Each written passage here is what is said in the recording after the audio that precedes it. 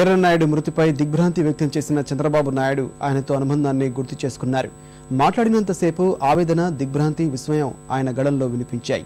ఎర్రన్నాయుడి మృతితో తాను కుడి భుజం కోల్పోయినట్లు ఆయన అభిప్రాయపడ్డారు. మరి కాసేపట్లో చంద్రబాబు శ్రీకాకుళం బయలుదేరనున్నారు.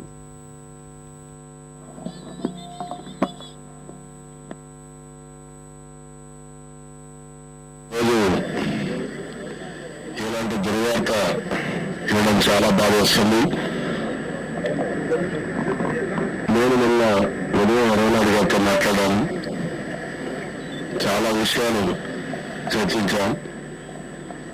అయితే నిన్న నేను పాదయాత్ర చేసుకొని తిరిగి రావడం, నేను బాగా అలసిపోయి పడుకున్న తర్వాత 4:30-5 ఆ ప్రాంతంలో ఈ మెసేజ్ రావడం చూస్తే చాలా బాధేస్తుంది.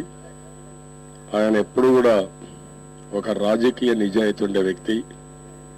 ఒక మాటలో చెప్పాలంటే ఎంత ఉన్నత పదవులున్నా చాలా అణిగి ఉండే వ్యక్తి.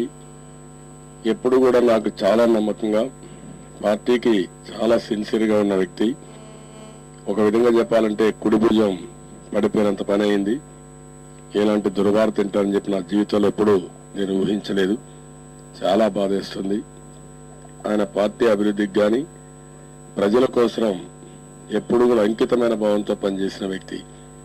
ఏ పదవిలో ఉన్నా, ఇక్కడ రాష్ట్రంలో ఎమ్మెల్యేగా, విప్గా, చీఫ్ విప్గా ఉన్నా, ఢిల్లీలో కేంద్ర మంత్రిగా ఉన్నా, ఎప్పుడు కూడా ప్రజల గురించి ఆలోచించాడు తప్ప ఎప్పుడు స్వార్థం గురించి ఆలోచించలేదు.